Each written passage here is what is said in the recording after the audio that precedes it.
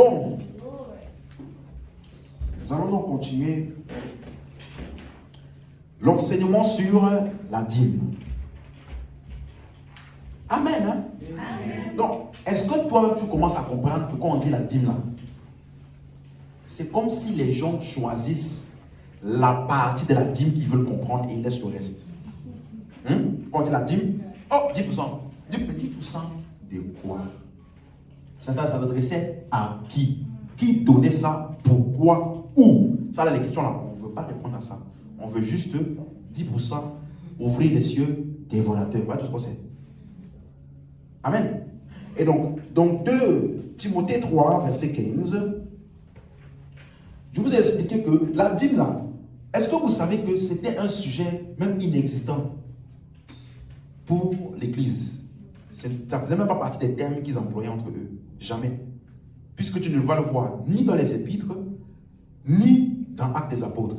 C'est mentionné une fois dans les épîtres, dans un chapitre Hébreux 7, là qu'on va voir. Juste parce que le livre de Hébreux s'adresse aux Juifs. Je vais t'expliquer pourquoi il a mentionné la dîme là-bas. Mais sinon, nulle part ailleurs, ni même dans Actes des Apôtres, personne ne parlait de la dîme. Donc, quel est notre objectif? Il dit, dès ton enfance, tu connais les saintes lettres qui peuvent te rendre sage à salut par la foi en Jésus-Christ. Donc, les Écritures ont un objectif. Nous rendre sages, nous donner la compréhension du salut que nous avons reçu. Et donc, si tu comprends les Écritures, toutes les choses qui veulent un peu déstabiliser ou bien altérer ou déformer le salut, tu dois être en mesure de les détecter et de les écarter. Quelqu'un comprend?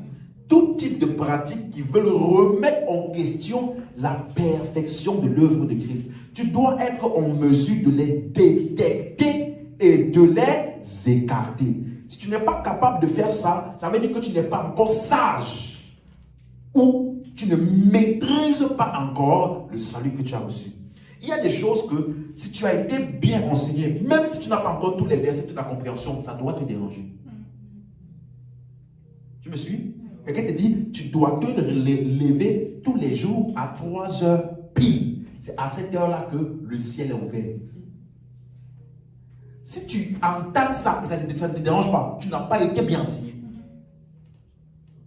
Parce que c'est comme si un père, il dit à son fils, le seul moment où tu peux me parler là, c'est à 3 heures. Tu as vu ça où? Des fois même le fils, il se lève, il va dans le bureau de son père. Oh, il y a un protocole pour entrer ici, il faut d'abord voir la secrétaire. Je m'appelle, dès que tu donnes le nom, et que c'est le nom de famille du père là. Frère, il n'y a plus aucun protocole, on te laisse entrer. Même s'il est en réunion. Monsieur, excusez-moi, on est en réunion. C'est votre fils. Bon, excusez-moi, quelques minutes, hein, je vais aller régler ce problème-là. Donc, tu vois? Et toi, Dieu est ton Père. Donc, il y a des choses qui doivent te déranger quand tu les entends. C'est la preuve déjà, premièrement, que tu es bien enseigné et que tu comprends le salut que tu as reçu. Regardez, verset 16, il dit, toute écriture est inspirée de Dieu et utile pour enseigner, pour convaincre, pour corriger et pour instruire dans la justice. Donc ça veut dire que, suis-moi, lorsque les écritures sont bien enseignées, elles produisent en toi des bonnes convictions pour convaincre. Elles produisent en toi quoi? Une correction, comme par exemple la manière dont tu vois Dieu. Est-ce que tu sais que la manière dont tu vois Dieu affecte toute ta vie chrétienne? Est-ce que vous savez ça? Les gens qui aujourd'hui, par exemple, ils ont peur des malédictions, c'est parce qu'ils pensent qu'un jour Dieu peut bénir et le lendemain Dieu va... Vous suivez? Les gens qui pensent que non, 4 principes pour la prière, exaucer. Première chose, rendre grâce. Deuxième chose, demander pardon. Troisième chose, invoquer le sang. Comme ça, là, tu as dégagé l'atmosphère. Maintenant, quatrième, donne ta requête. Cinquième, rends grâce à Dieu parce que tu as la foi qu'il a répondu. Tu vois, même s'il y a des éléments de vérité dedans, c'est déjà erroné. Parce que ça t'enlève le facteur de relation. Tu ne peux pas me dire que j'ai une relation avec toi sincère, réelle. Et il y a des étapes pour que je puisse te parler. ou pour que tu puisses l'écouter. Vous suivez? Donc, beaucoup d'entre nous là, on voit Dieu, on nous a donné une image de Dieu comme étant un maître ou un robot ou une machine. Tu dois appuyer sur le bouton 1, 2, 3, 4. Dès que tu as mis le bon code là, ça sort l'argent. Tu vois, non? C'est comme ça qu'on nous a donné l'image de Dieu. Amen. Donc, il faut que tu comprennes. Et dans les Écritures, il emploie le mot instruire dans la justice. Donc, les instructions que tu vois dans les Écritures, ce n'est pas pour être juste. Ce sont des instructions parce que toi et moi, nous sommes dans la justice. Donc, comment marcher ou manifester notre nouvelle nature? Est-ce que vous suivez? Ça, ce sont des éléments qui te permettent d'avoir une bonne compréhension. Et donc, une chose, parce qu'il dit les Saintes Écritures ou Écritures, on a déjà vu que ça parle des livres de l'Ancien Testament. Une chose qui est importante, c'est que nous devons apprendre à lire. Matthieu chapitre 12, verset 3. Écoute-moi. Une chose que j'ai remarqué, c'est qu'on n'aime pas lire. Hein? On peut survoler les Écritures. On peut choisir les parties qu'on veut qui nous touchent dans les Écritures. Mais certains d'entre nous là, on n'aime pas lire. Regarde. Mais Jésus leur a répondu, n'avez-vous pas lu? Parce qu'ils ont dit, tu as violé le sabbat. Comment tes disciples peuvent aller cueillir des branches de maïs et des épis de maïs pour manger le jour du sabbat? Alors Jésus leur dit, si tu me poses cette question, suis-moi, ça veut dire qu'il y a quelque chose que tu n'as pas bien lu. Donc les questions que tu poses là donnent aussi un indicatif de là où tu en es spirituellement. Le genre de questions que tu poses permet de te situer. Est-ce que tu as compris? Tu suis? Non, mais ça veut dire que donc je vais pécher comme je veux. Quand quelqu'un parle comme ça là, il n'a pas encore compris. Tu vois, non? Donc je suis obligé de repartir avec les basiques pour lui là. Mais, regarde, n'avez-vous pas lu ce que fit David lorsqu'il eut faim? Lui et ceux qui étaient avec lui, la suite.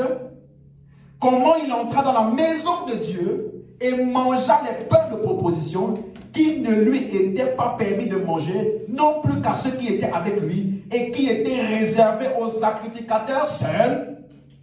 En d'autres termes, vous m'accusez, moi et mes disciples, on a faim, on est parti cueillir des épis de maïs dans les champs le jour du sabbat. Vous êtes indignés contre ça. Pourquoi n'étiez-vous pas indignés quand vous aviez lu dans la loi qu'il était écrit que David avait mangé des pains de proposition qui étaient censés être mangés uniquement par les sacrificateurs? Pourquoi tu n'as pas posé la question de savoir pourquoi ne lui est-il rien arrivé? Vous voyez? Ça veut dire que David avait une compréhension de la loi qui était supérieure à ceux de la loi.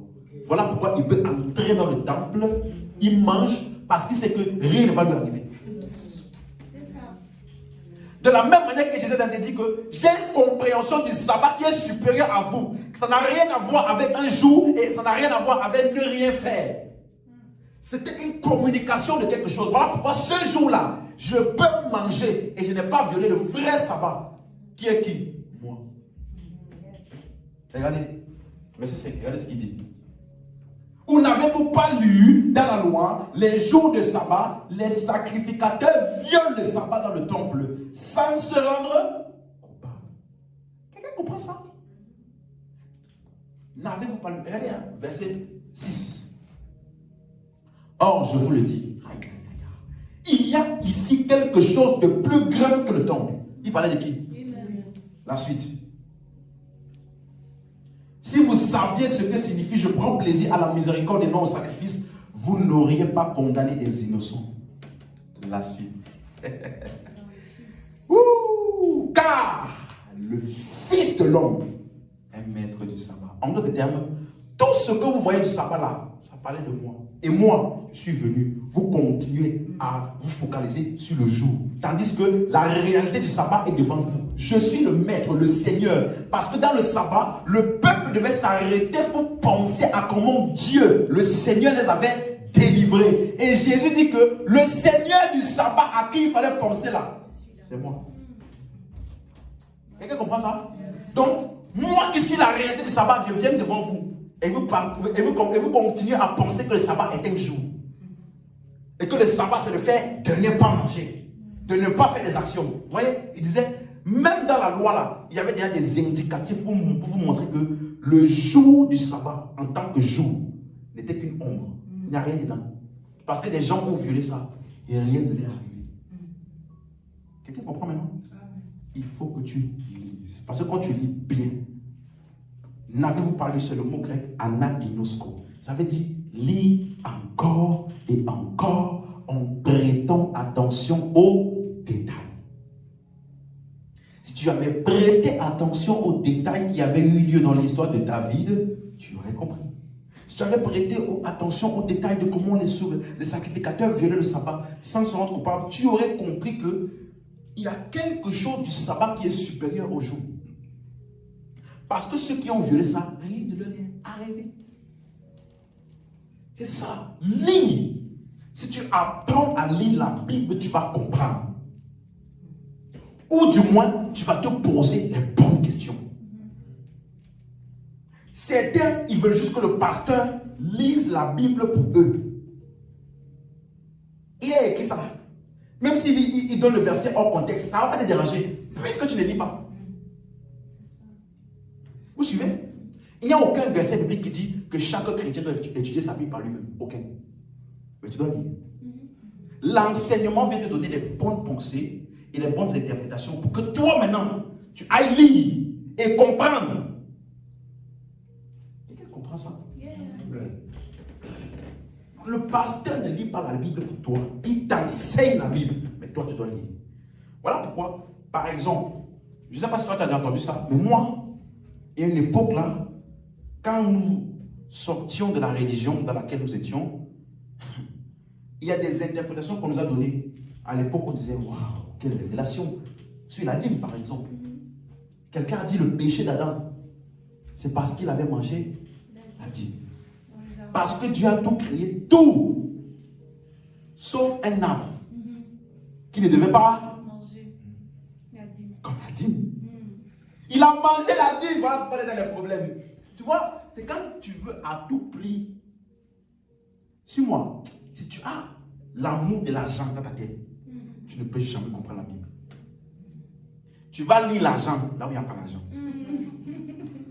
Tu comprends? Parce que pour voir la dîme de la tête de là, il faut vraiment être poussé. Il dit, même Caïn et Abel, le fait qu'on a accepté Abel et on a rejeté Caïn, c'est parce qu'Abel avait donné la dîme. Ah. Mais quand tu lis, bon, laissez-moi faire quand même une parenthèse, hein. Genèse 4. Parce que ça, c'est des choses, des fois, ça nous choque. Des fois, quand je lis, je dis, mais si tu lis, suis-moi, on a dit quoi? Toute écriture. Notre problème là, tu vas lire une portion, tu vas laisser les autres.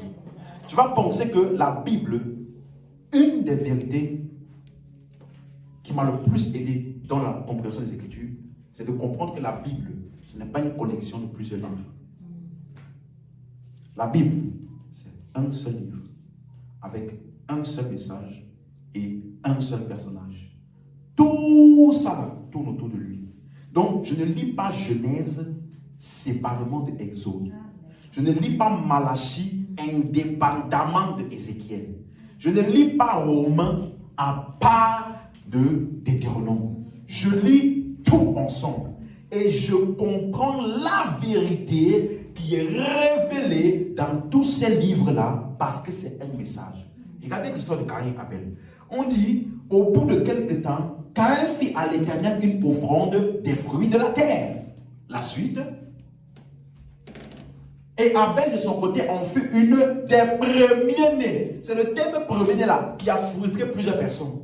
On dit qu'Abel, il a fait une des premiers-nés de son troupeau et de leur graisse. L'Éternel porta un regard favorable sur Abel et sur son offrande. La suite. Mais il ne porta pas un regard favorable sur Caïn et sur son offrande. Caïn fut très irrité et son visage fut abattu. Et il répondit à quelqu'un me disait, voyez, ton offrande te représente.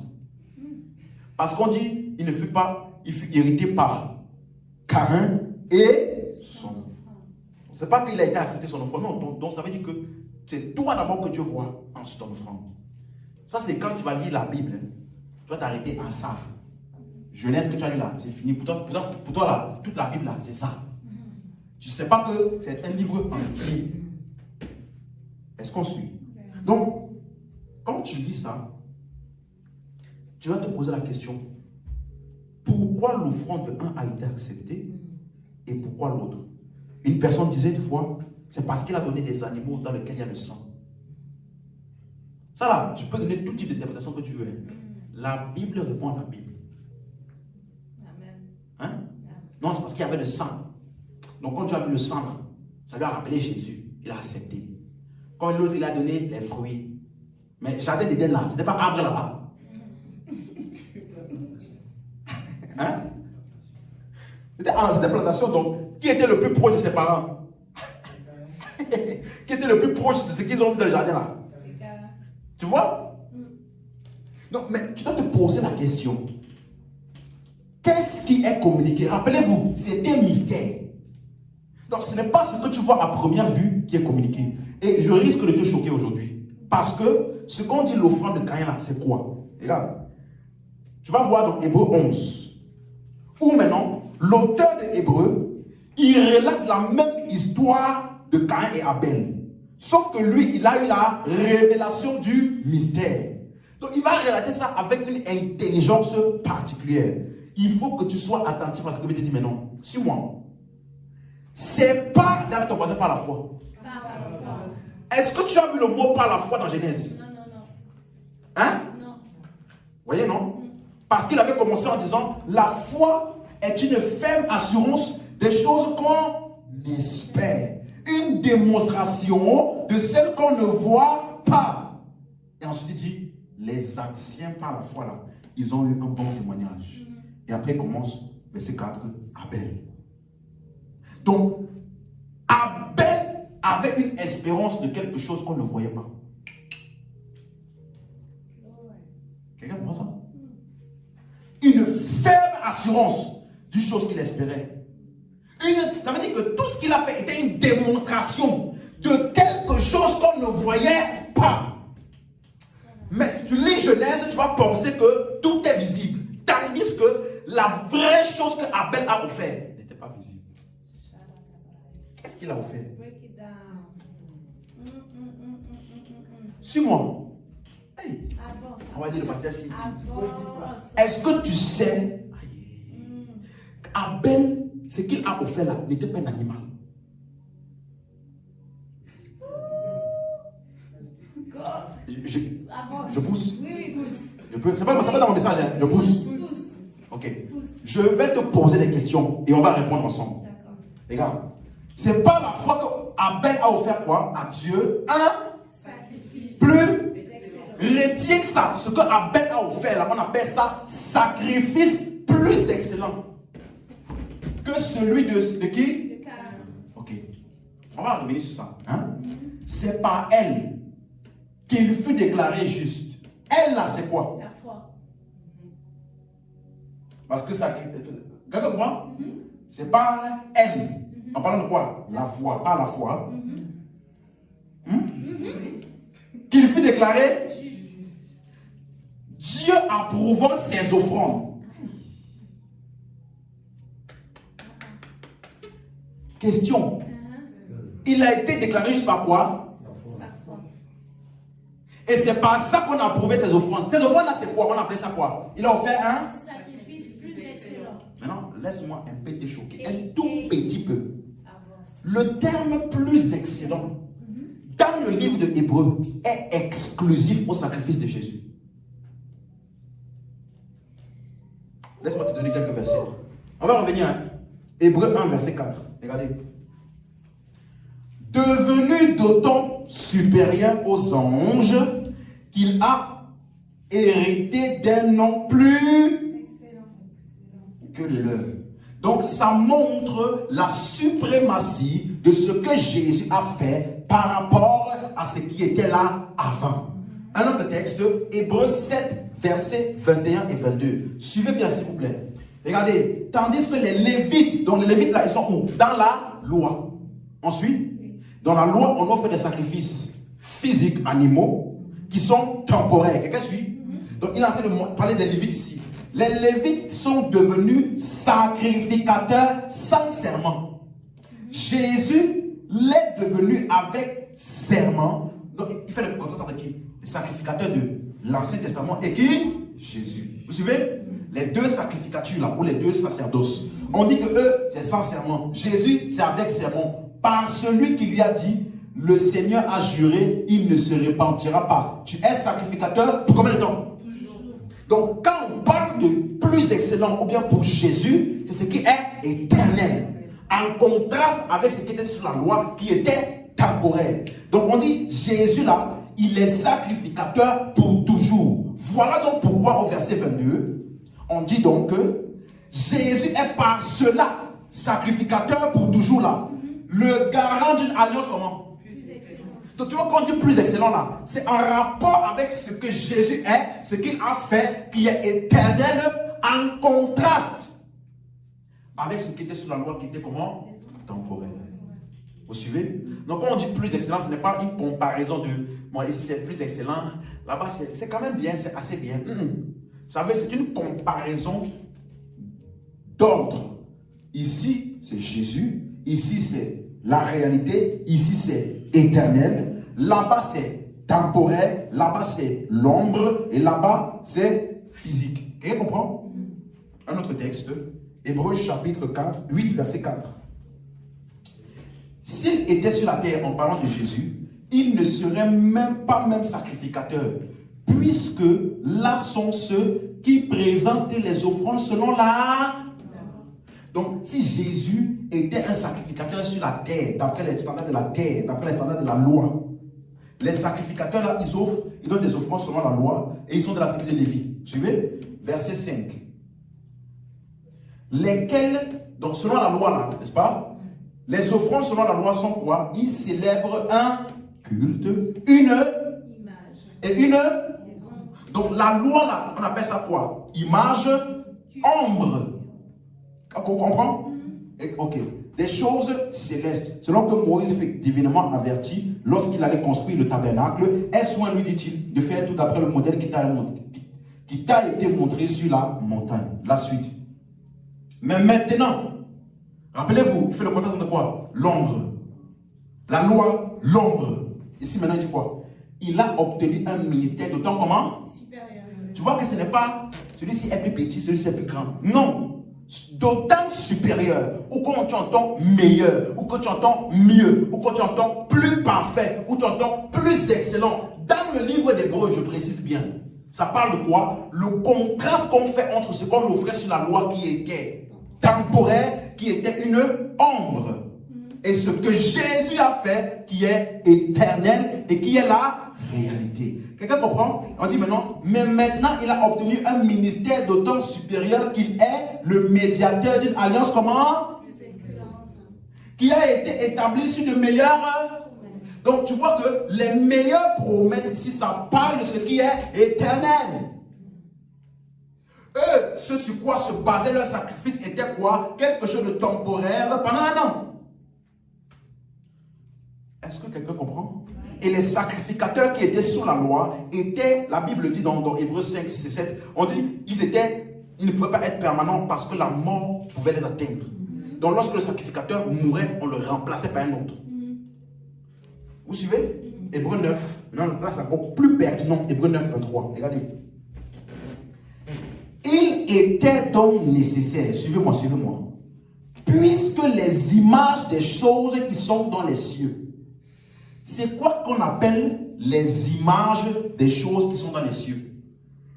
La loi.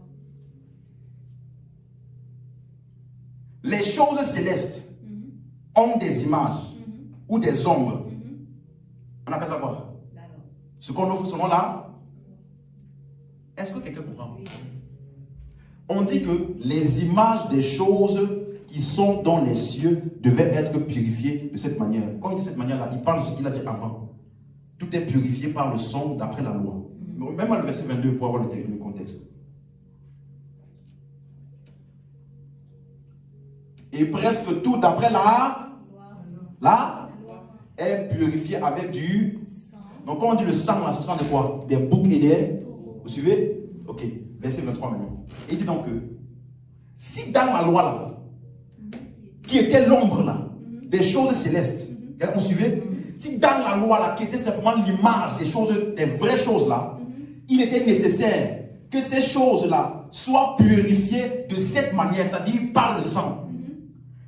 Il fallait donc que les choses célestes elles-mêmes le fussent par des sacrifices comment? Plus excellent.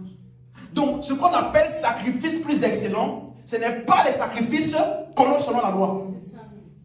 Ce qu'on offre selon la loi, le sacrifice des boucs et des taureaux, ça c'était une ombre. Mais le véritable sacrifice qui est plus excellent et qui a purifié les choses célestes, c'est le sacrifice de qui? Jésus. Verset 24. Sacrifice plus excellent, ça parle de qui? Car Christ, vous suivez, non? N'est pas entré dans un sentier de main d'homme en imitation du véritable, mais il est entré dans le ciel même, afin de comparaître maintenant pour nous devant la face de Dieu. La suite.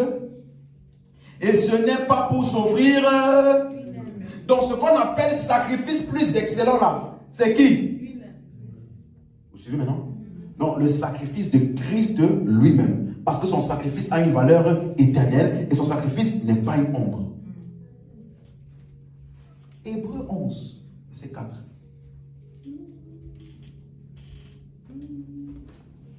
C'est pas la foi qu'Abel a offert à Dieu quoi? Un sacrifice plus excellent. Parle, pasteur. Donc ce qu'il a offert là, c'est un animal. Puisque le sacrifice animal n'est pas le sacrifice plus. Excellent. Parle, pasteur. Allô, tu es toujours là? Sacrifice plus excellent est exclusif au sacrifice de Christ. Donc, qu'est-ce qu'il a offert? Je pensais que c'était les prémices, les premiers des animaux. Tu vois que ce que Dieu a reçu de Abel n'était pas un animal. C'est pour ça qu'on dit que c'est par ça là qu'il a été déclaré juste. Allô? Je peux donner la réponse? Hébreux 12, 24. Wouh! De Jésus. Donc, pour vous donner le contexte, on se rappelle la série de la délivrance. Vous êtes approché de Sion, la montagne de Sion, la cité du Dieu vivant, meilleur des anges, l'assemblée des premiers inscrits dans les cieux, de Jésus, qui est le médiateur de la nouvelle et le sang de question, le sang de l'aspersion dont on parle ici, c'est physique? Non. C'est le sang de qui? De Jésus. Ok. Donc le sang de l'aspersion qui parle mieux, rappelez-vous, mieux, meilleur, parfait, plus excellent. Hein? Ça parle de quoi? De éternel de Jésus. Ça parle de sacrifice de qui? De Jésus. Quelqu'un comprend ça? Pourquoi vous avez du mal à répondre comme ça? Hein? Est-ce que vous suivez? Quand tu vois mieux, meilleur, plus excellent, ça parle de quoi? Le sacrifice de Jésus en contraste au sacrifice de l'Ancien Testament ou de la loi. Vous suivez? Donc on dit que le sang de l'alliance là, de l'aspersion, pardon, qui parle mieux que celui d'Abel. Maintenant, je vais t'aider. Celui-là n'est pas dans l'original. Allô? Ça change tout, hein? Ça change tout. Celui-là, ce n'est pas dans l'original. Si tu regardes l'original, on dit que ça parle mieux à Abel.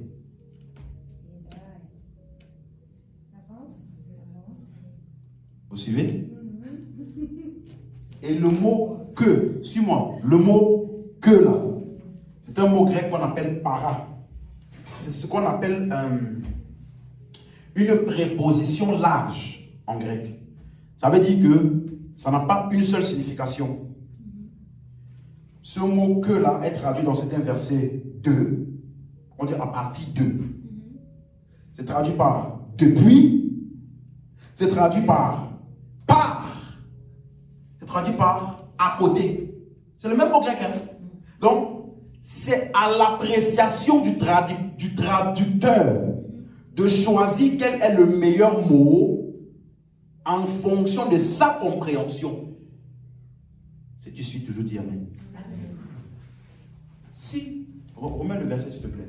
Si tu traduis plutôt et tu mets depuis, tu enlèves celui. Ça donne quoi? Le sang de l'aspersion qui parle mieux depuis. Donc le sang de l'aspersion de Christ là, ça parle depuis qui? Donc qu'est-ce que Abel a offert? Sa foi en l'offrande sacrificielle de Christ. Voilà pourquoi c'est un sacrifice plus. C'est pas l'animal. Quel animal? S'il avait offert un animal là, dans ce cas, tous les gens qui ont fait des animaux, ils sont justifiés, alors que Dieu a dit, tu n'as voulu.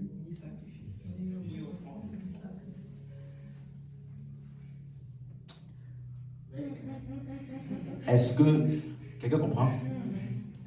Ce que Abel a offert est un sacrifice plus excellent. Or, sacrifice plus excellent est exclusif au sacrifice de. Donc, qu'est-ce que Abel a offert? Sa foi en Christ qui devait venir. C'est ça que Dieu a reçu de lui. Et on dit, Dieu a approuvé ses offrandes. Or, la Bible dit, dans Hébreux 11 toujours, sans la foi, il est impossible d'être agréable à. Donc, c'est la foi en Christ qui rend agréable et qui donne l'approbation de Dieu. Non, on dit par la foi Abel, par la foi Abraham, tout cela. Ce n'est pas ce qu'ils ont fait de manière physique que Dieu a testé. C'est ce qu'ils ont offert par la foi. Des choses qu'on espère. Et une démonstration de celles qu'on ne voit. Donc ce qu'ils ont offert là, on ne voit pas. C'est la raison pour laquelle dans Hébreux 11, maintenant, verset 3, on dit, Hébreux 11, verset 3, on vient en Hébreux 1, 1. Je pense que je n'ai pas encore pris le temps de bien expliquer ça ici. Or, la foi est une ferme assurance de quoi? Soyez réactifs, s'il vous plaît. Des choses, une démonstration de celle qu'on ne. Donc, tu vois que ce qu'ils offraient là n'était pas visible. Regarde, verset 2. Pour l'avoir possédé, les anciens ont obtenu un témoignage comment? Maintenant, là, verset 3. Regardez.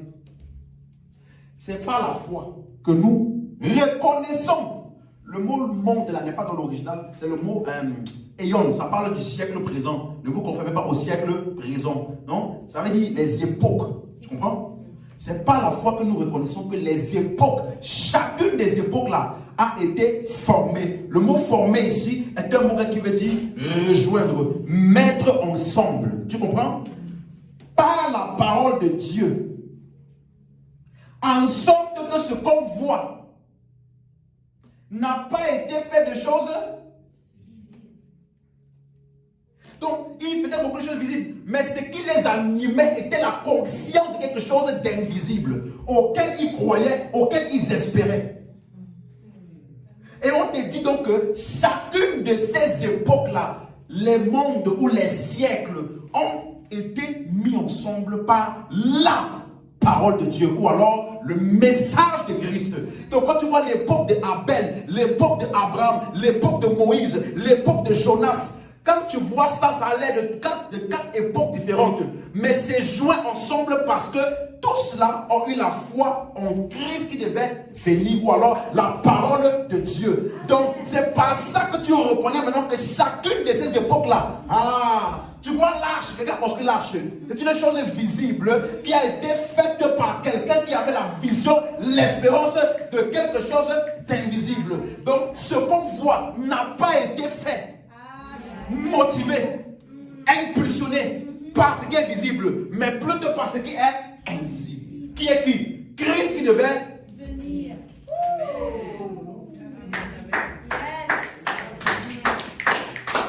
Tu as suivi? Donc, chacune des choses visibles que tu vois là, ce n'est pas ça que Dieu a vu.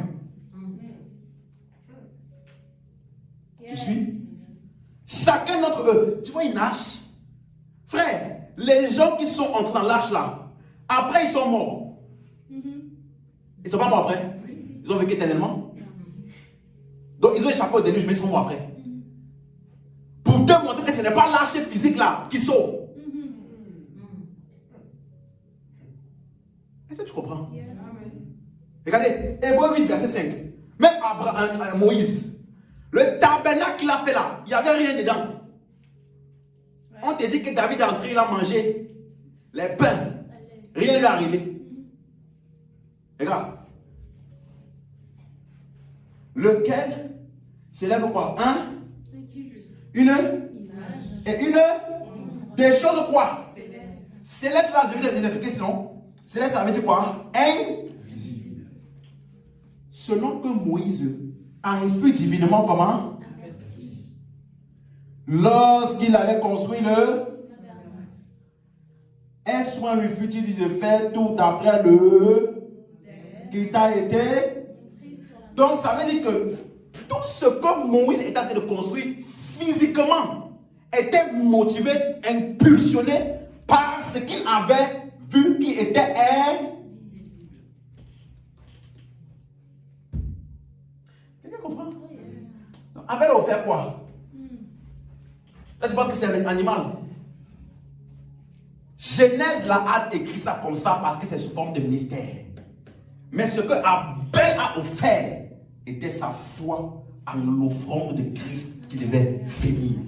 On appelle ça, il a offert un sacrifice plus excellent. Caïn a offert ses œuvres. Les Écritures, rappelez-vous, vous donnent la sagesse de quoi? Du salut. Par là. Donc, quand tu vas lire les Écritures, tu vas discerner plusieurs types de cas. Ceux qui ont cru en Christ et qui ont obtenu la justification, tu vas voir aussi des cas de ceux qui n'ont pas cru. Donc, le critère de différenciation des Écritures, là, c'est quoi? La foi en Jésus. C'est ça, la foi en Christ qui ouvre la compréhension des Écritures. My God. C'est bon? On peut revenir dans le thème. Alléluia. Tu vois, si toi et moi, on avait simplement lu, par la foi, Abel a offert un sacrifice plus excellent que son frère. Quand tu as pensé que, non, en fait, donc les animaux sont plus excellents que les fruits. C'est ça. Lire. J'ai dit ici une fois, la révélation totale de Dieu a été donnée sous forme de mots. Donc, par ton interprétation d'un mot, tu peux louper Dieu ou pas. Vous voyez à quel point c'est pertinent? Par ta compréhension d'un mot, tu peux louper Dieu. Amen. Donc, pour revenir à notre thème, je dis, tu n'as juste qu'à lire, comme on a vu dans les autres sessions, pour comprendre des vérités claires, par exemple sur la dîme. Je suis donc, est-ce qu'au moins on est d'accord que personne ne peut introduire la dîme ici? Tu as vu la dîme dans l'histoire là? Tu vois que si tu mets même la dîme dans ça là, tu es loin. Hey. Mieux encore, mais tu penses que c'est animal. Mieux. Si tu penses que c'est 10% là, tu es loin. Amen. Donc, juste lire. Des fois même, en toute sincérité, tu n'as même pas besoin du Saint-Esprit. Tu lis, tu as la compréhension grammaticale, la compréhension des mots, tu comprends certaines choses. Vraiment. Pour voir que la dîme c'est la nourriture, tu as besoin de Dieu, d'un songe. C'est écrit partout. Donc tu as juste à lire. Donc la première chose qu'on a vue, c'est qu'on a constaté que la dîme n'était jamais l'argent. C'est clair? Et que Jésus n'a jamais parlé de la dîme comme étant de l'argent. Et on a vu les 4 colonnes. Je reviens dessus rapidement. Première colonne, c'est quoi? Avant la loi. Donc on a vu Genèse 14, là où Abraham a donné la dîme. Et donc deuxième colonne, c'est quoi? Pendant la loi, après la loi. La première mention de la dîme, c'est dans Lévitique 27. Troisième colonne, c'est quoi? Les 4 évangiles, dans lesquels c'est Jésus uniquement qui a mentionné la dîme. Et là, il a mentionné la dîme comme étant une chose de la loi. C'est clair? Et la quatrième colonne, c'est les épîtres. Où le seul endroit où tu vois la dîme, c'est où? Hébreux 7. Qui fait référence à Genèse 14. Donc, on a conclu ensemble que les colonnes 2 et les colonnes 3 sont ensemble. Tu es d'accord? Et que la loi a été donnée par Moïse. Donc, la dîme dont Jésus parlait ne fait pas référence à ce que Abraham a fait. On est d'accord? On a également vu 3 mots, décaté qui parle de la dîme, décato et apodécato. On se rappelle?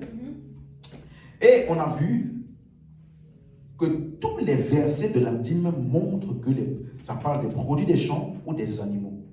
Et Jésus a aussi mentionné les épices. C'est clair? Donc, vendredi dernier, la semaine passée, j'ai donc expliqué que la loi de la dîme, ou la dîme qui était sous la loi, ce que Jésus a mentionné dans Matthieu 23, a été aboli. C'est clair? Hébreux chapitre 10, verset 8. Allons-y rapidement. Hébreux 10, verset 8. Après avoir dit d'abord, tu n'as voulu et tu n'as agréé ni sacrifice, ni offrande, ni holocauste, ni sacrifice pour le péché, ce qu'on offre selon la loi. On suit?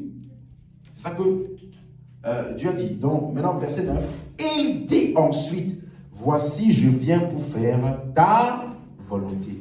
Il abolit ainsi la première chose pour établir la seconde. Je vous ai expliqué que le mot abolir, c'est le mot grec anaireo, qui veut dire tuer. On se rappelle? Tu peux voir ce mot-là dans Matthieu 2, verset 16. Il dit, il envoya tuer. Tu peux voir aussi ça dans Luc 22, verset 2. Les scribes cherchaient les moyens de faire mourir Jésus. Donc ça veut dire que quand tu lis ici, reviens. Quand tu lis ici dans Hébreux 10, verset 9, tu lis, il dit, je viens pour faire ta volonté. Il abolit la première en parlant de la loi. Donc, ça veut dire que dans le plan de Dieu, c'est que Jésus est venu faire. Il a fait quoi la loi? Tuer la loi. Hein? Donc, les gens, donc, oui, quand nous on dit souvent, Dieu ne tue pas. Oui, Dieu tue. Je suis d'accord. Je suis d'accord que Dieu tue. Dieu, il tue quoi? La loi. Pas les gens, hein? La La loi. loi. Vous suivez? Donc, ça te permet d'expliquer cet verset. Là où Dieu dit, je donne la vie, je fais mourir. Oui, il fait mourir quoi? La loi. Il faut bien donner la cible de ce qu'il fait mourir. Amen. Et donc, on a vu que le terme établi, ça veut dire rendre fermement en place. Donc, il a tué un pour mettre l'autre fermement en place. Donc, les deux ne peuvent pas exister ensemble. Donc, tu ne peux pas enseigner la dîme comme offrande en t'appuyant sur ce qui est dans la loi. Vous comprenez? Parce que la loi a été tuée et c'est mort. C'est clair? Dis à ton voisin, la loi de la dîme est morte. Donc, elle a été tuée, elle ne doit plus exister aujourd'hui. Donc, personne n'a le droit. Regarde, Marc 2, verset 21. Personne ne coud une pièce de drap neuf à un vieil habit. Autrement, la pièce de drap neuf emporterait une partie du vieux et la déchirure serait pire. Il parlait de l'ancienne et la nouvelle alliance, de la loi et de la grâce. Tu ne peux pas mélanger les deux là ensemble. Sinon, c'est toujours pire. Toujours pire. Donc, quiconque t'amène à Malachie pour te parler de la dîme, c'est un fraudeur. Tu as compris? C'est de la fraude. Parce que ce sur quoi il s'appuie a été aboli, a été tué. Dis amen. Aujourd'hui, donc, je vais commencer par ça, je vais introduire ça et on va terminer dimanche. Qu'est-ce que Abraham a donc fait? Parce qu'au moins, on est d'accord que pour la loi de la dîme, deuxième et troisième colonne, ça a été fait quoi? Ça a été comment? Aboli. Tu es d'accord? Donc, ce qu'Abraham a fait avant là, c'était quoi? Genèse 14. On va commencer par là. On va lire le récit ensemble. Et il faut que nous soyons attentifs pour comprendre. Parce que plusieurs lisent ça.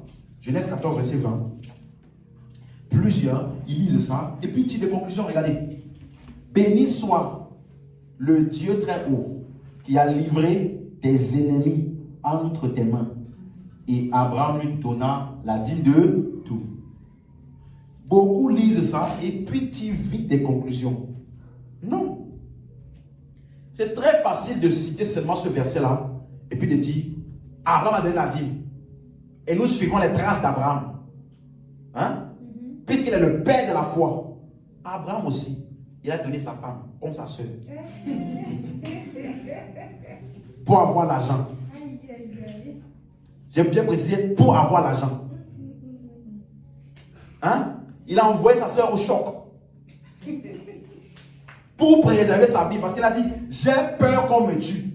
En pensant qu'elle est trop belle. En voyant qu'elle est trop belle. Donc, si un de nous deux là doit souffrir, c'est toi. Va. Donc, il était prêt à l'envoyer pour être utilisé par le roi et par tous ses serviteurs là. Pour qu'il reste en vie. Si tu veux faire tout ce qu'Abraham a fait, il faut faire tout. Vous voyez? C'est très facile. Abraham a donné la dîme, c'est le père de la foi. Et quelle disait foi? Donc, comme Abraham c'est le père de la foi, donc la dîme est donc un principe de la foi, pas de la loi d'abord. Donc, tout ce qu'Abraham a fait est un principe de la foi. Donc, faire ce qu'il a fait à sa femme là, c'est aussi principe de la foi. Regarde sur ça. Donc, il faut mettre chaque. Donc, qu'est-ce qui s'est vraiment passé? Verset 1. Ensuite. Dans le temps d'Amraphel, le roi de Shinéa, d'Arjok, roi d'Elazar, de Kédélamar, roi d'Elam et de Tidéal, roi de Gojim. La suite. Il arriva qu'il fit la guerre à Béra, roi de Sodome, Bisham, roi de Gomorre, à Shinéad, roi d'Adma, à Sheméber, roi de Tchédom, et au roi de Béla, qui est toi. Donc, il y a eu 4 rois qui ont fait la guerre à 5 autres rois. Suivez? Et parmi les 5 autres rois là, il y a le roi de Sodome. Il y a le roi de Sodome. C'est clair? 4 rois oppresseurs sont venus faire la guerre à 5 rois. On est d'accord? Ok. Verset 3. Ces derniers, en parlant des 5 rois, s'assemblèrent tous dans la vallée de Siddim, qui est la mer salée. 4. Pendant 12 ans, ils avaient été soumis à Kedorlaomer, et la 13e année, ils s'étaient révoltés. 5. Mais la 14e année, Kedorlaomer et les rois qui étaient avec lui se mirent en marche, et ils battirent les Réphaïm à Ashterot, Canaïm, les Uzim à Ham, et les Émim à Chavé, Kirjataïm, et les, verset 6, et les Zéoriens dans la montagne de Séir jusqu'au chêne de Paran qui est près du désert. La suite. Mais ils s'en retournèrent, vinrent à En-Mishpat, qui est Kadès, et bâtirent les Amalicites sur le territoire, ainsi que les Amoréens établis à Taton Tamar. La suite. Alors s'avancèrent le roi de Sodome, roi de Gomorre, roi d'Aléum, roi de Théboïm, roi de Béla, qui est toi, et ils se rangèrent en bataille contre eux dans la vallée de Siddim. La suite. Contre Kedorlaomer, roi, contre les 4 rois. Ok? Donc la suite, là, c'est tout ce qui est là. Retiens ça. Hein? 4 rois contre eux. Amen. Donc il y avait 9 rois en guerre. Il y a 5 rois qui étaient auparavant sous la domination d'un roi Kedorlaomer. Vous suivez? Et au bout d'un moment, ils se sont révoltés. Donc le roi là, il a pris 3 autres. Ils étaient donc 4 pour aller assujettir les 5 rois.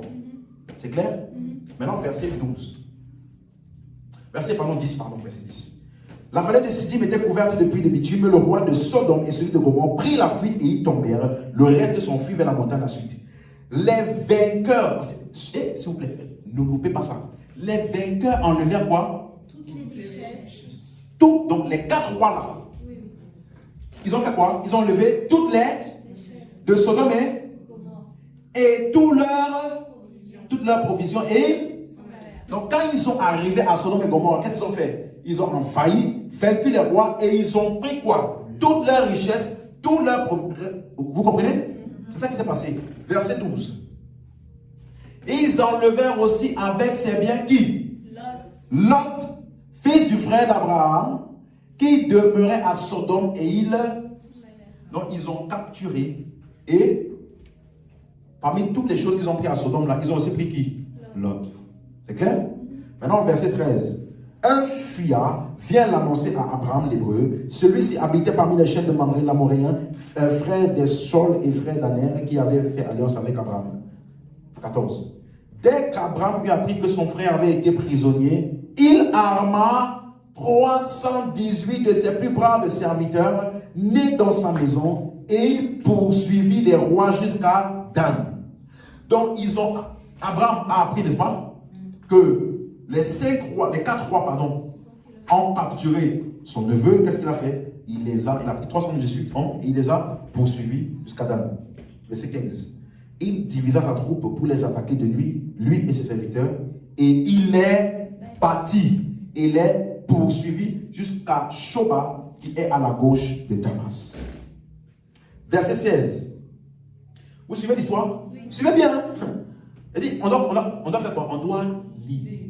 Prends le temps de lire. Si tu ne lis pas, quelqu'un va te donner une autre histoire. Verset 16. Il ramena, dis avec moi, ramena. Quand on dit ramener, là, ça veut dire que c'était déjà là-bas. Quelqu'un a pris, donc il a ramené. Okay. Il ramena toutes les richesses, et il ramena aussi Lot, son frère, avec ses biens, ainsi que les femmes et le peuple. Suis-moi. Donc ça veut dire que ce avec quoi Abraham est revenu là, ça appartenait à qui? Vous suivez? Ce n'était pas ses biens à lui, ni son salaire. Donc, tout ce qui avait été pris de Sodome par les 4 rois là, Abraham est revenu avec. Verset 17. Après qu'Abraham fut revenu vainqueur de Kédorlaomer et des rois qui étaient avec lui, le roi de Sodome, voyez maintenant, sortit à sa rencontre dans la vallée de Chavé, qui est la vallée du roi. Donc, le roi à qui on avait pris tous ses biens, ses richesses là et ces personnes là, est venu rencontrer Abraham, qui avait tous ses biens. Tu es d'accord? Verset 18. Melchisédek, roi de Salem. Voici. Tu vois, Salem ne faisait pas partie des 5 rois là, ni des 5 villes qui ont été. Donc, ils sont de nulle part. Ils sont vraiment de nulle part. Fit apporter du pain et du vin. Hé Jésus, quelqu'un dit ça là. Quelqu'un dit ça là. C'est sincère. Non, on t'a jamais dit ça? Non.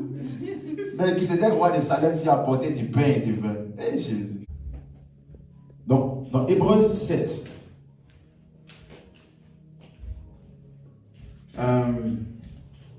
certaines personnes ont utilisé ça pour dire que la dîme existait avant la loi et que Melchisédek là c'était Jésus. Quelqu'un a entendu ça?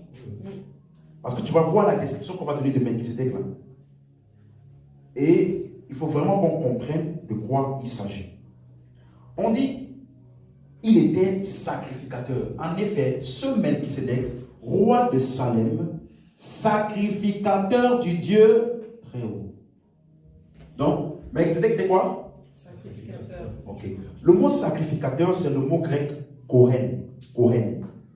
Ça veut dire un médiateur, quelqu'un qui accomplit la médiation, qui vient de la part de quelqu'un d'autre. Ok? Donc, un sacrificateur, c'est quelqu'un qui se tient entre deux parties. C'est bon? Donc, Melchisédek est appelé sacrificateur du Dieu très haut. Je vous ai parlé une fois ici, j'ai dit que Abraham qui donne la dîme à Melchisédek, c'est arrivé combien de fois dans sa vie? Hein? Une seule fois. Il ne donnait pas la dîme tous les mois. Hein? C'est arrivé combien de temps? Une seule fois. Et je vous ai expliqué pourquoi. Parce que dans Genèse 15, hein, Abraham a donné la dîme dans Genèse 14. Genèse 15, il a cru et il a été justifié. Donc il n'a plus besoin d'intermédiaire. Comprenez ça? Mais avant Genèse 15, dans Genèse 14, le sacrificateur est venu à Abraham et lui a ministré la médiation. Donc, le mot sacrificateur, on va faire une étude rapide. est utilisé 9 fois dans le livre d'Hébreux. 5 fois, c'est cité à partir du psaume 110, verset 4. Tu es sacrificateur pour toujours, selon l'ordre de Melchisédek. C'est utilisé 5 fois dans le livre d'Hébreux. Donc, chez vous, vous pouvez lire Hébreux 5, verset 6, Hébreux 5, verset 10. Hébreux 5, verset 6 et verset 10. Hébreux 6, verset 20. Et Hébreux 7, verset 17 et verset 21. C'est clair? Je reprends. Hébreux 5, verset 6 et verset 10. Hébreux 6, verset 20. Hébreux 7, verset 17 et 21. Chaque fois tiré du même texte. Tu es sacrificateur, dans le psaume 110, sacrificateur pour toujours, selon l'ordre de Melchisédek. Et cette prophétie parle de Jésus. Ce mot sacrificateur est aussi utilisé 3 fois dans le livre d'Apocalypse. Et le mot sacerdoce est utilisé 5 fois dans le livre d'Hébreux. Quelqu'un suit? Je vais trop vite. C'est bon? Sacerdoce est utilisé 5 fois dans le livre d'Hébreux. Le sacerdoce, c'est la culture et la pratique du sacrificateur. Dans les épîtres, les autres épîtres, c'est utilisé une seule fois par Pierre. Nous sommes un sacerdoce royal. Maintenant, suis-moi. Le terme souverain sacrificateur, qui est ce sur quoi je peux m'attendre, c'est utilisé 16 fois dans le grec. Et les 16 fois sont dans le livre d'Hébreux. Souverain sacrificateur. Paul n'a jamais mentionné ça. Même pas une seule fois. On va comprendre pourquoi plus tard. Paul aussi n'a jamais mentionné Melchisédek. Vous voyez? Pourquoi? Parce que, bon, avant de répondre, ça veut dire que c'est dans le livre d'Hébreux qu'on va voir la compréhension de ce qui s'est passé avec Melchisédek et de ce qu'on appelle souverain sacrificateur et ce qu'il a fait. D'accord? C'est dans le livre d'Hébreux. Donc, allons voir le livre d'Hébreux, Hébreux 1, verset 1. Je vais aller très rapidement parce que je pense que j'ai enseigné dessus. Après avoir autrefois, à plusieurs reprises et de plusieurs manières, parlé à nos pères par les prophètes. Là, ton voisin, nos pères. Est-ce que Dieu a parlé à tes pères par les prophètes? Tes pères du village là. Hein? Donc, nos pères là, c'est pas toi. Tu comprends? Donc, quand il dit nos pères, ça montre déjà que l'audience, elle est comment? Juive. Hein? Parce qu'Abraham là, il n'est pas notre père. Tu n'es pas sûr? Il n'est pas notre père. Ton père là, tu le connais. D'où il vient. Amen. Donc, ça s'adresse aux Juifs. Et j'avais déjà vu avec vous que dans le livre d'Hébreux, il y a 3 catégories de Juifs. La première catégorie, ce sont les Juifs qui ont cru. Les Juifs qui ont cru, c'est-à-dire les Juifs qui ont cru en Jésus déjà. C'est eux là, par exemple, dans Hébreux 4, verset 3, on dit « Pour nous qui avons cru ». Donc, il y a des Hébreux ou des Juifs qui ont cru. Pour nous qui avons cru, nous entrons dans le repos. Hébreux 10, verset 39. Nous ne sommes pas de ceux qui se retirent pour se perdre, mais de ceux qui ont la foi pour sauver leur âme. Donc, dans le livre d'Hébreux, il y a les Juifs croyants. C'est clair? Il y a aussi les Juifs incroyants. Si tu ne comprends pas la distinction d'audience que je t'explique là, il y a certains passages que tu vas appliquer à toi, alors que ça s'adresse aux Juifs qui n'ont pas encore cru, ou aux Juifs incroyants. Vous comprenez? Il faut bien comprendre les différentes audiences dans le livre d'Hébreux. Il y a les Juifs croyants. Il dit nous qui avons cru. Par contre, les Juifs incroyants dans Hébreux 10, verset 26 à verset 29, car si nous péchons volontairement après avoir reçu la connaissance de la vérité, il ne reste plus de sacrifice pour les péchés, mais une attente terrible du jugement et l'ardeur d'un feu qui dévorera les rebelles. Décidément.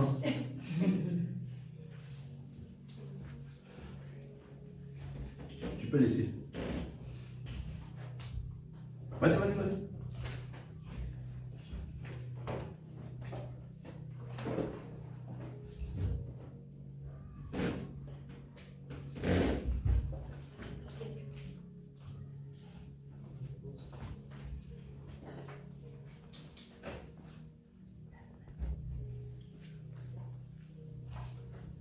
Mais une attente terrible d'un jugement et l'ardeur d'un feu qui dévorera les rebelles. Verset 28. Celui qui a violé la loi de Moïse meurt sans miséricorde, seule déposition de 2 ou 3 témoins. Verset 29. Regardez maintenant comment il est écrit. De quel pire châtiment pensez-vous que sera jugé digne celui qui aura foulé aux pieds le Fils de Dieu, qui aura tenu pour profane le sang de l'alliance et par lequel il a été sanctifié et qui aura outragé l'Esprit de la grâce. Donc ça, c'est tous ceux qui, après avoir été exposés à l'évangile, ont choisi de ne pas y croire ou de le rejeter. C'est ça qu'ils sont en train de faire. Et c'est ça qu'on appelle le blasphème contre le Saint-Esprit. Ils ont outragé l'Esprit de la grâce. C'est clair? Hébreux 3, verset 12. Prenez garde, frères, que quelqu'un de vous n'ait un cœur mauvais et incrédule au point de se détourner du Dieu vivant. Un cœur mauvais et incrédule, ça ne parle pas des chrétiens. On comprend maintenant? Hébreux 2, verset 3. Comment échapperons-nous en négligeant un si grand salut qui d'abord apporté par le Seigneur, était confirmé par ceux qui l'ont entendu. Donc, deuxième catégorie de juifs, l'audience juive de Hébreux, c'est qui? Les croyants, pardon, les juifs qui sont incroyants, c'est clair? Mais il y a une troisième catégorie. Ceux-là qu'on veut convaincre pour qu'ils croient. C'est-à-dire ils sont susceptibles. Ils ont juste besoin, ils ont encore des questionnements. Vous voyez? Ils sont à la porte de la décision. Ensuite, et c'est ceux-là, Hébreux 10, verset 19, par exemple, il dit: ainsi donc, frères, puisque nous avons au moyen du sang de Jésus une libre entrée dans le sanctuaire, verset 22, approchons-nous donc avec un cœur sincère dans la plénitude de la foi, les cœurs purifiés d'une mauvaise conscience et les corps lavés d'une eau pure. Approchons-nous, ça ce n'est pas pour les croyants. Les croyants, nous nous sommes déjà approchés. C'est clair? Donc dans le livre d'Hébreux, ce sont des juifs de ces trois catégories-là à qui on parle. On comprend? Et donc comme c'est des juifs, vous allez voir des termes tels que le temple, les sacrifices, les lévites, les boucs, les taureaux. Ok? Et donc c'est le seul livre parmi les épîtres où il y a autant de manière extensive les termes de la loi. Pourquoi? Parce que on veut vous montrer que l'audience doit être forcément juive. On ne peut pas communiquer ainsi à des non-juifs. Tu suis? Et si tu as quelqu'un qui a déjà beaucoup lu le livre d'Hébreux, ça va t'aider. Je me rappelle récemment là, dans le train, ma voisine dans le train là, c'était une juive. Et là, j'ai compris l'importance de comprendre le livre d'Hébreux, de lire le livre des Actes des Apôtres, comment est-ce que les apôtres, ils prenaient les prophéties qui étaient écrites dans la loi pour montrer que ça venait parler de Jésus. C'est ça que j'ai fait. Tu comprends? Est-ce que vous suivez? Donc, c'est pour te montrer que l'audience est juive. Regardez, quand on dit pour l'avoir possédé, on a vu tout à l'heure, Hébreux 11, verset 2, pour l'avoir possédé, les anciens ont obtenu un témoignage favorable. Quels anciens?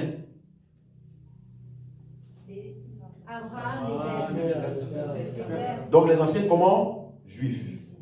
C'est clair? Hébreux 10, verset 19. Ainsi donc, frères, puisque nous avons au moyen du sang de Jésus démontré, puis il dit, approchez-nous. Mais les frères là, ce n'est pas comme toi et moi, frères en Christ. Vous suivez maintenant? Parce qu'il dit après, approchons-nous. Donc il parle à ses frères juifs. Comme dans Acte 2. Il dit, frères, mes frères, sortez de cette génération et autres. Donc, quand il parle aux juifs, il emploie aussi souvent le terme frère.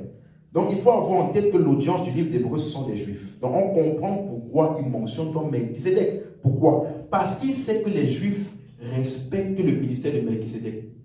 Puisque Abraham, leur père, a donné la dîme à qui? Donc, il va utiliser Melchisédek pour parler de Jésus. Et montrer que le sacerdoce de Jésus est supérieur à celui de Lévi. Vous suivez? Donc, c'est pour cela que dans Hébreux 7 là, c'est exactement Genèse 14 qu'on a lu. Vous suivez? Donc, ça ne peut pas être en train d'enseigner sur la dîme. Ça fait mention d'un fait historique. La première chose concernant ce qu'Abraham a fait à Melchisédek, personne n'a demandé à Abraham de faire ça. Il a donné la dîme de son propre chef. Tu es d'accord? Deuxième chose, c'était un acte d'honneur et de service. Parce que, suis-moi, Abraham n'a pas fait ça pour être prospère financièrement. Il était déjà riche. Et on sait comment il était riche. Hein? C'était pas par la dîme. Si tu veux savoir comment Abraham était riche là, viens, on va t'enseigner. Comment tu peux utiliser ta femme là. Tu envoies. Hébreux 7, verset 1. Allons voir. En effet, ce Melchisédek, roi de Salem, sacrificateur du Dieu très haut, qui alla au devant d'Abraham lorsqu'il revenait de la défaite des rois, qui le bénit. La suite. Et à qui Abraham donnait la dîme de tout, qui est d'abord roi de justice, d'après la signification de son nom, ensuite roi de Salem, c'est-à-dire roi de paix. Donc Salem, si vous voulez, c'est l'ancien nom d'une ville qui plus tard a été appelée Jérusalem. C'est clair? C'est juste ça. Donc, ça veut dire que Melchisédek là, c'est un vrai homme qui a vraiment existé. Mais à cause de ce qu'on va lire après là, beaucoup ont dit que Melchisédek là, c'est Jésus qui est venu se forme caché pour se présenter à Abraham. Donc Abraham avait vu Jésus. Hein? Mais regardez, on dit Melchisédek, n'est-ce pas? Verset 3, sa caractéristique, sans père, sans mère, sans généalogie, qui n'a ni commencement de jour, ni fin de vie, mais qui est rendu semblable au Fils de Dieu, ce Melchisédek demeure sacrificateur à perpétuité. Quelqu'un avait demandé une fois, est-ce que Melchisédek c'était Jésus?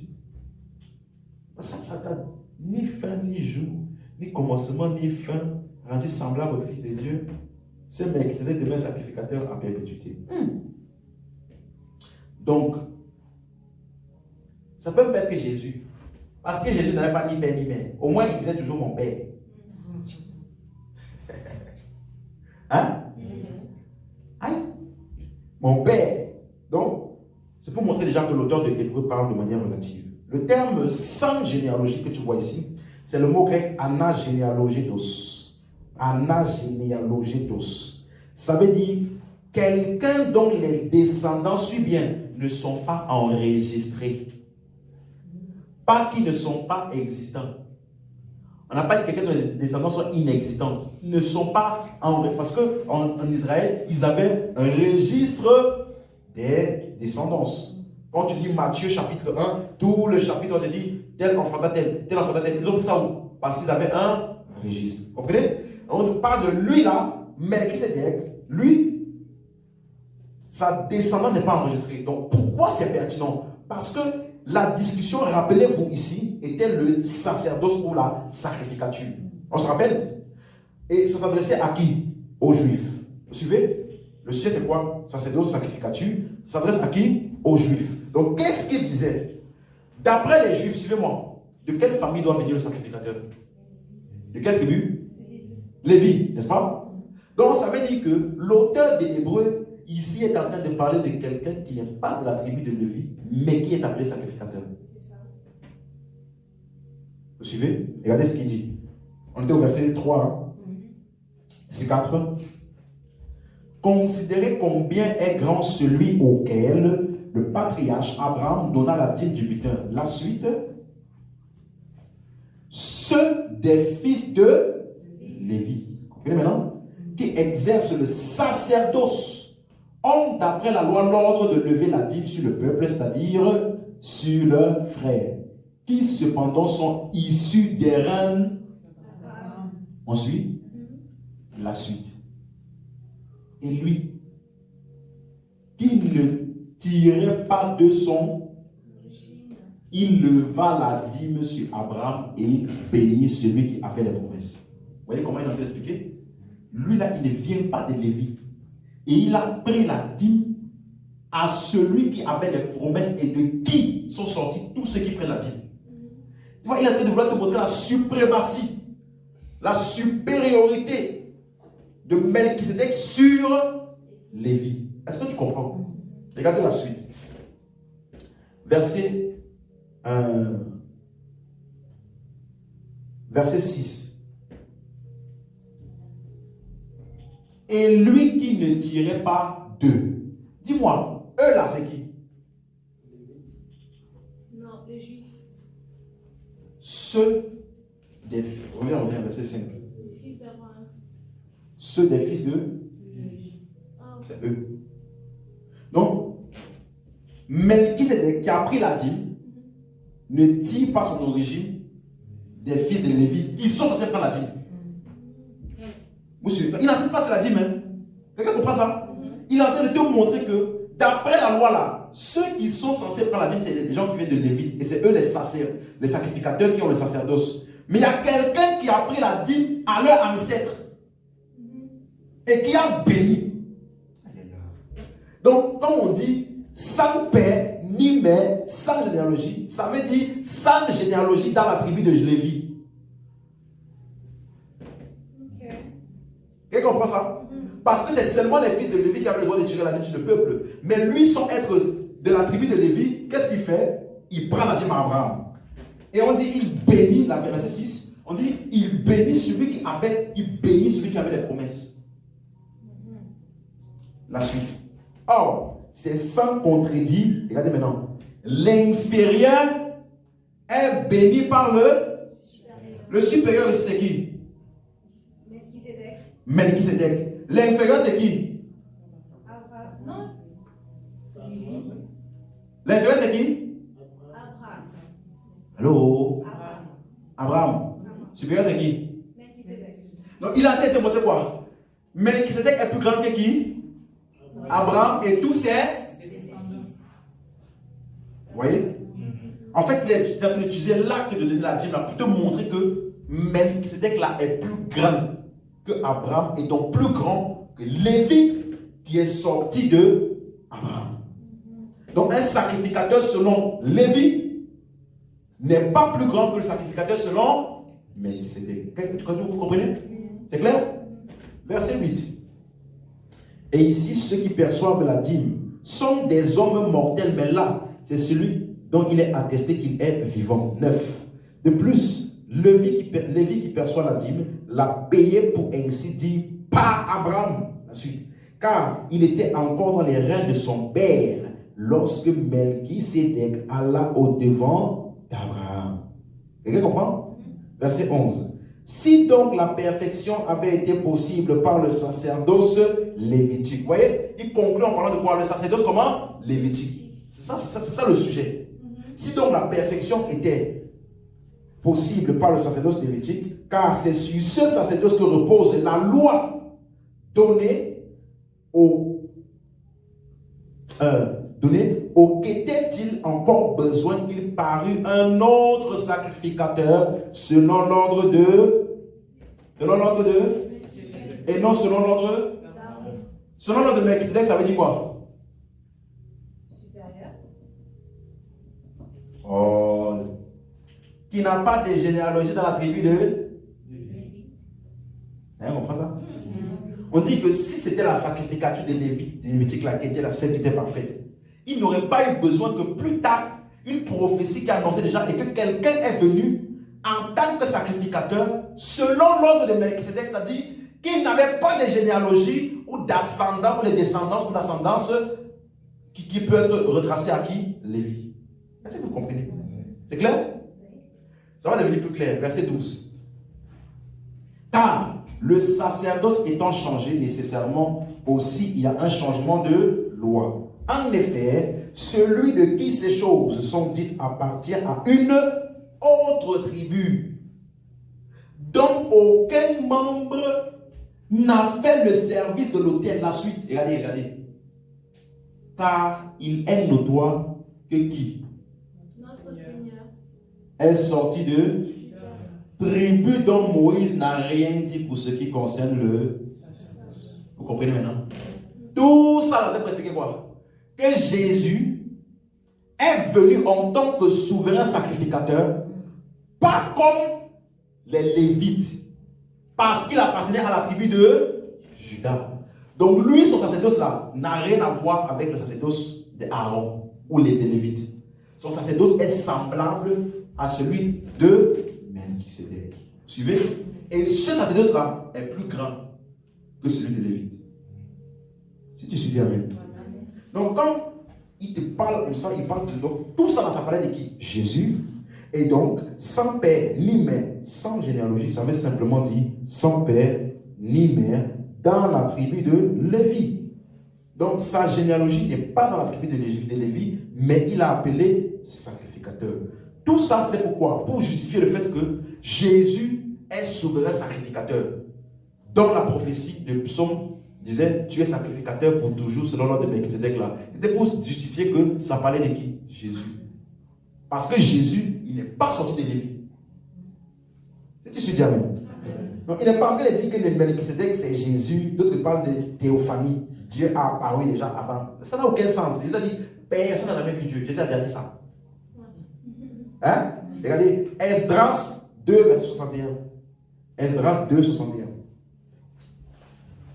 Et parmi les fils des sacrificateurs, regardez, les fils de Abijah, les fils d'Akot, les fils de Barzillai, qui avaient pris pour femme une des filles de Barzillai, le Galadite, et fut appelé de leur nom. La suite. Ils cherchaient leur titre quoi? Mais ils ne les... Qu'est-ce qu'on a fait? On les exclut du... C'est ça qui s'est passé pour Melchisedec.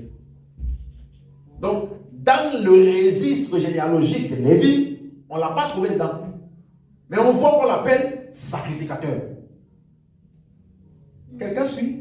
Donc, sans père, ni mère, sans généalogie, ni commencement, ni fin. Ça veut simplement dire que dans les registres là, on ne sait pas d'où il vient, on ne sait pas où il a fini. Et on dit dans Hébreux 7, verset 3, il a été rendu, mais qui est rendu semblable au Fils de Dieu. Donc, de la même manière dont les registres sont, pour le Fils de Dieu Jésus, on n'a pas aussi trouvé sa généalogie dans la tribu de Lévi. C'est du suite, amen. Donc, rendu semblable, c'est le mot homoioma. Homoioma. Ça veut dire, le mot c'est aphomoio. Donc, l'origine c'est homoioma. C'est utilisé 6 fois de manière symbolique. Chaque fois que c'est utilisé, c'est pour ce qui représente une autre chose. Donc, quand tu vois ça, c'est une représentation de ce que l'autre sera. Ce n'est pas pour dire que les deux là sont la même chose. L'un représente ce que l'autre sera. Ce n'est pas deux choses pareilles. Vous comprenez? C'est une représentation. Comme on dit par exemple dans Romains 5, verset 4. Même sur ceux qui n'ont pas péché par une transgression semblable à celle d'Adam. Vous voyez? Donc, dans les registres et dans les archives, c'est là-bas dedans que Melchisedec est semblable à Jésus. Vis-à-vis des registres généalogiques de Lévi. On ne trouve ni Jésus, ni Melchisedec. C'est dans ça qu'ils sont rendus semblables. Est-ce que vous suivez? Donc, qu'est-ce qui est communiqué dans Hébreux 7 pour terminer? L'auteur du livre d'Hébreux, comme je l'ai dit, le livre d'Hébreux est très important si tu veux parler des Juifs. Parce qu'il est en train de montrer la suprématie de Jésus dans tout le livre. Dans Hébreux 1 et dans Hébreux 2, il montre la suprématie de Jésus sur les anges. Auquel des anges a-t-il été dit? Assieds-toi à ma droite. Auquel des anges, tu vois? Il montre la suprématie. On dit, quand le Fils de l'homme, il est venu, on dit que tous les anges l'adorent. On montre sa suprématie sur les anges. Dans Hébreux 3, on te dit, il montre la suprématie de Jésus sur Moïse. Moïse était serviteur de sa maison, mais Jésus est fils de sa maison, de laquelle sa maison là, c'est nous. Hébreux 3. Vous voyez? Ensuite, dans Hébreux 4, il montre la suprématie de Jésus sur Josué. Josué l'a fait entrer dans la terre promise, mais qui n'était pas la vraie terre promise, parce qu'après ça, il parle encore de notre repos. Mais nous qui avons cru, nous sommes entrés dans le repos. Vous voyez? Il montre la suprématie de Jésus sur Josué, vis-à-vis de la terre promise. Maintenant, dans Hébreux 5, jusqu'à Hébreux 7, il montre la suprématie du sacerdoce de Jésus, ou alors de Jésus sur le sacerdoce d'Aaron. Ça commence depuis Hébreux 5 jusqu'à Hébreux 7. C'est ça qui continue.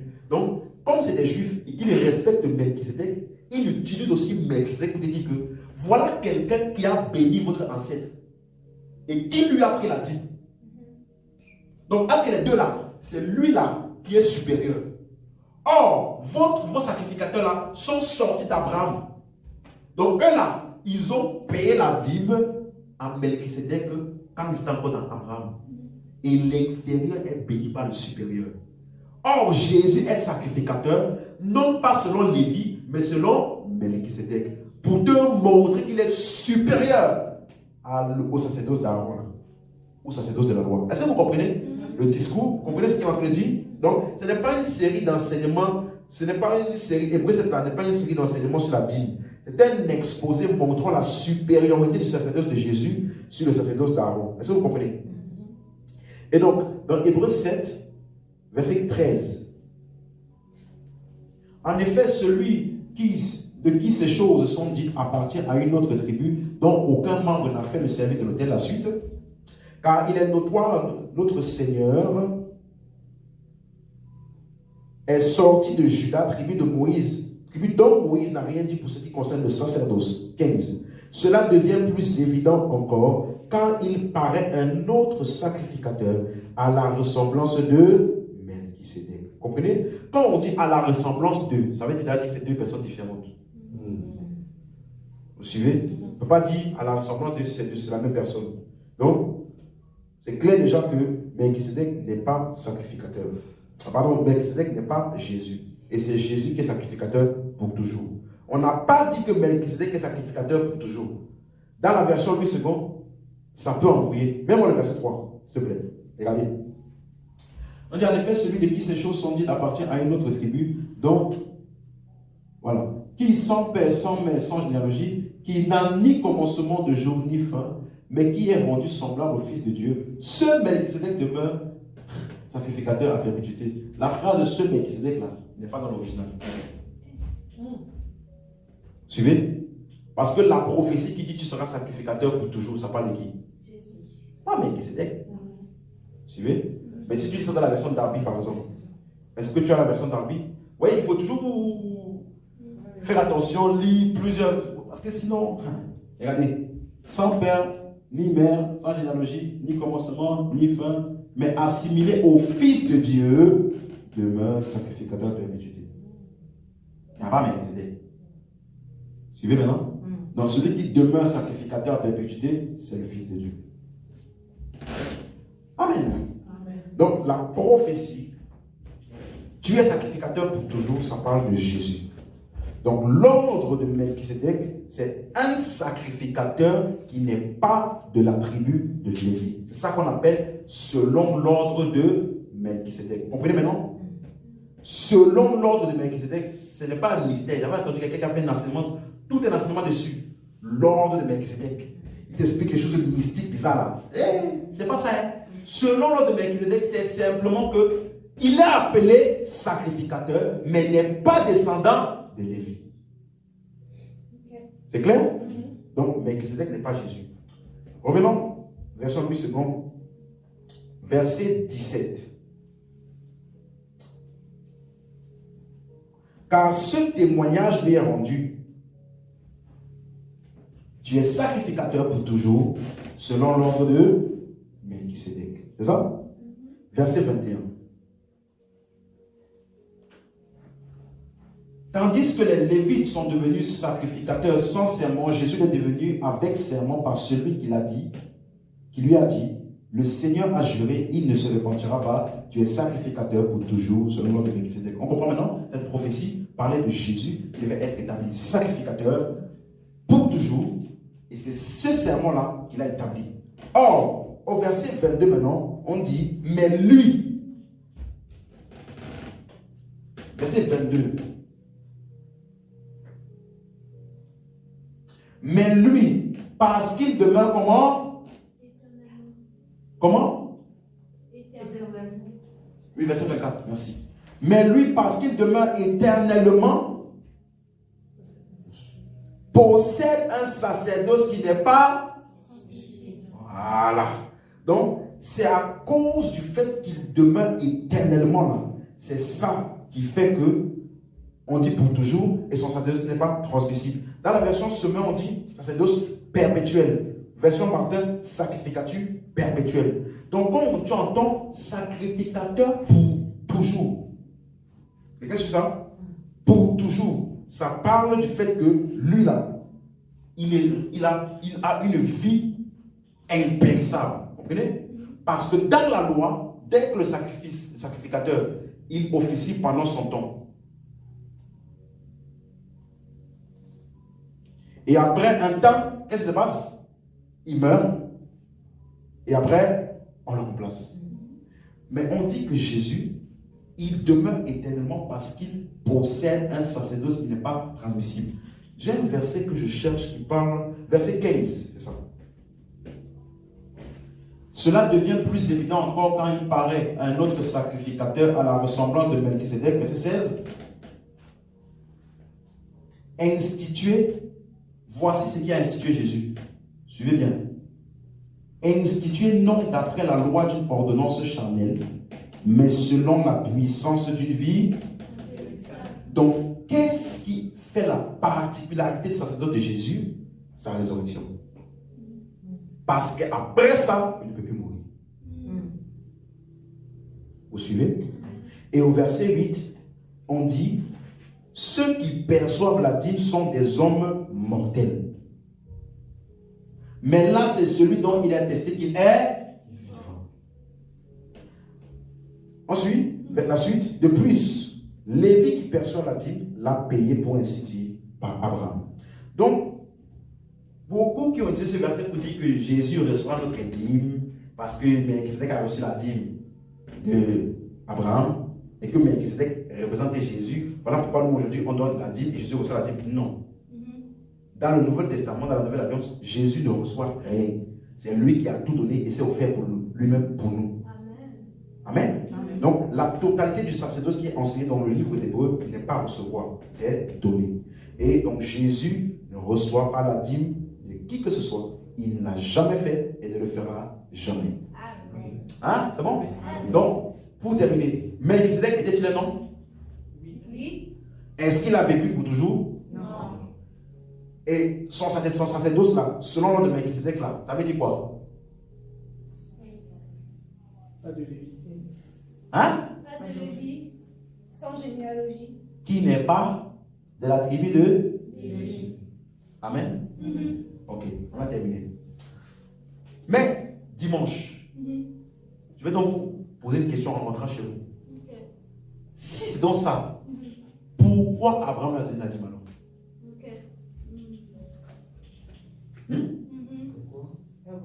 Pourquoi Abraham lui a donc donné la dîme? Ça venait d'où? Qu'est-ce qu'il cherchait? Pas la prospérité financière parce qu'il était déjà riche. Il avait assez de soldats pour les prendre et aller vaincre des rois. On peut te montrer qu'en termes de stabilité financière, là, il n'était pas en manque.